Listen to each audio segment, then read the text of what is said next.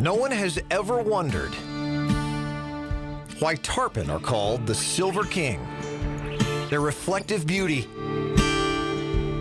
and their staggering size, hints of their staggering acrobatic strength. Hook up and you better hold on and enjoy the show.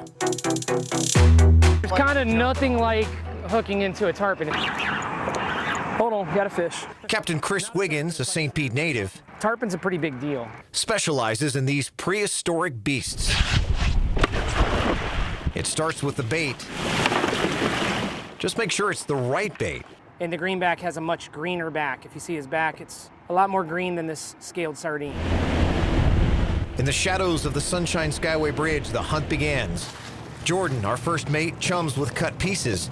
And these things are like mini cheeseburgers to tarpon. Everybody likes free cheeseburgers. So basically, you hook one of these baits on here, on your hook, and you drop it in the water right where the chum's at. Gently feed line out with the current. And how you tell when you get a bite is your line will start shooting out of your fingers. And when they hit, It's kind of like attaching your line to the back of a Corvette and telling the person to floor it. Yeah, baby.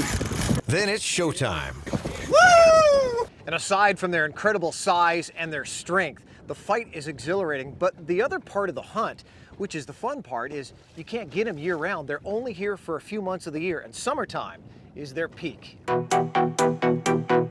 They love Tampa Bay's warm waters and school up on our beaches. Look carefully, and a patch of what you may think is seagrass might just be a moving spool of hungry tarpon.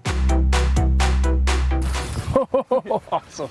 But they also like our residential canals. Nice and easy with him here on light leader. And apparently, they like Captain Chris. They're not camera shy, and this juvenile tarpon has really good aim. Look at that bigger tarpon eat a bait right there. Did you see me catch him in the net? So they may not always make it so easy for you, I hope you got that for TV because that was pretty awesome. but they will always put on a show and hook you into coming back for more.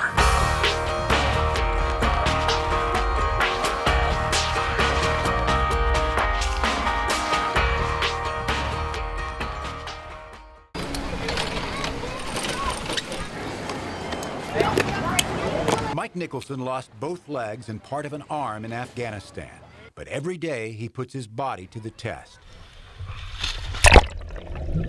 In the pool at the South Tampa YMCA, he swims lap after lap.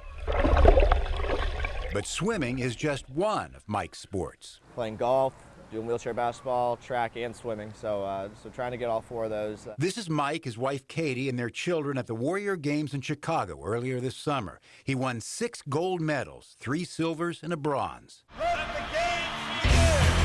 The Warrior Games are an Olympic-style competition for wounded veterans, sponsored by the Defense Department. When it began in 2010, it was held on military bases with relatively small crowds. But this summer in Chicago, they held it off base in the city. When you open up to the public, we had 50,000 people in Chicago coming through. So, I think Tampa could bring twice as many. As Nicholson now trains for an international competition, he's also become a voice to bring the games to Tampa. Special Operations Command at MacDill has also expressed an interest in hosting the games. But as in Chicago, it's likely that most of the events would be at venues off the base in the city. Tampa Councilman Luis Vieira says City Council will send a letter to organizers saying Tampa is interested in the Warrior Games. And now what we're going to strive to do is to get other local elected officials, community stakeholders involved so that we can kind of have a unified voice for the Tampa area on trying to get these games here. He believes the games would bring thousands of visitors, but also show Tampa's support for wounded veterans like Mike Nichols. I mean, we're such a military-friendly city. I think it's just, I think it's just fitting that we do it. We have the facilities. We definitely have the passion behind it.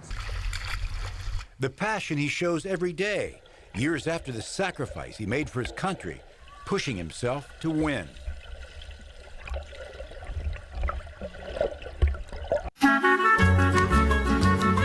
What makes Ybor, Ybor? It's the rich history, the vibrant culture, and of course, those famous Ybor chickens. They have grabbed my heart and I feel like they're a piece of our city. For local artist Lynn Rattray, their colors are astounding. They've become a source of inspiration. For me, it's all in the eyes and the body posture. This guy here that I'm painting, he's got his eye on Buckeye. She's painted more than 100 of these, and she admits she has a few favorites. Oh, I'm in love with the Colonel.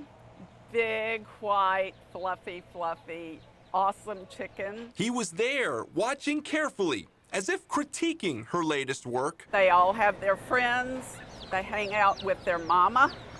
And they all sort of have a job to do. And that's what I'm trying to capture. Ybor's most colorful characters can be traced back more than 100 years to the cigar factory workers. Each dip and stroke, a nod to their continuing tale.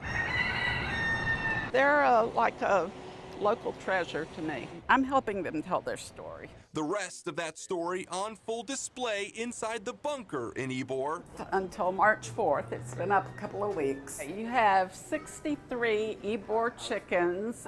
Some of them live over in the park, some of them live out back. All colorful, a bit quirky, and quintessentially Ybor City. I feel like I'm preserving a piece of history. See, every time I think I'm finished painting chickens, they're just so adorably cute, I have to paint some more.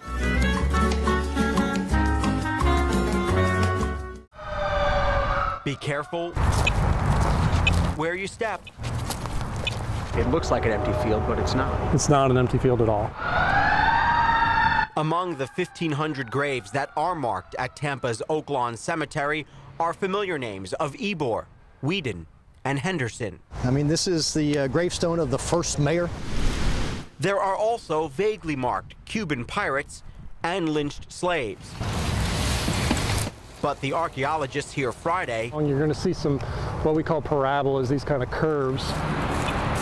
Are interested in those not marked at all. We're seeing some here that are, I would suspect some of these are probably graves. In the middle of the 3-acre property, thanks to magnetic and radar detectors that can peer up to 10 feet down, the USF team suspects there are 50 to 60 graves. There are a lot of monuments to famous people in the cemetery, but then there are a lot of people who don't have monuments that helped build the city, some of the slaves and other people. So it's nice to kind of like give them a little bit of their dignity back by hopefully finding their graves. They're making a map with yellow lines marking what are likely rows of our ancestors. No, don't forget where you came from. And where we came from is from these folks and these families, and be they rich or poor, free or slave, this is who we are. The subterranean mapping was ordered so that Tampa can put in for a National Historic designation. They plan to mark each grave they find, not with a name, but with a reminder that they were here. They are here. We want to know, we want to pay respects to them, and then we want to make sure that this is a destination that people are proud of.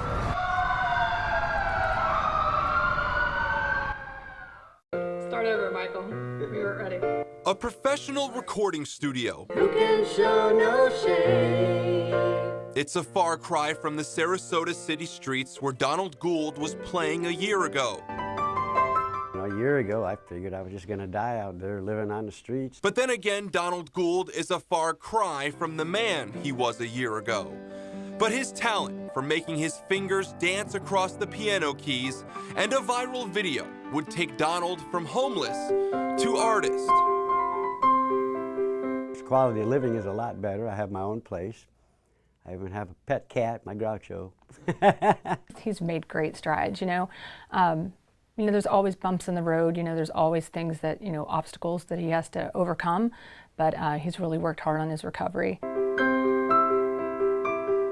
His take on redemption echoes in his music. Like other musicians, his soul reflects in each note. He's really playing from someplace personal, and I think when he's behind the piano and people are like really listening to him, that's where it comes out. And that's what he wants you to hear when you listen to his first album, set for release this fall. I said, wow, is this even still, is this really happening? And it gives me a feeling of gratitude and pride. It's the next step in Donald's evolution, from living on the streets to becoming famous overnight, even playing in an NFL stadium. I don't know what direction I'm headed, but I'm sure it's going to be in a positive direction. I think Donald's story is inspirational. Good job, Barry. Look at these pictures. Who do you notice first? We just came back from Camp David. Certainly, the President and First Lady are most recognizable. We took a walk down Gorky Street in downtown Moscow.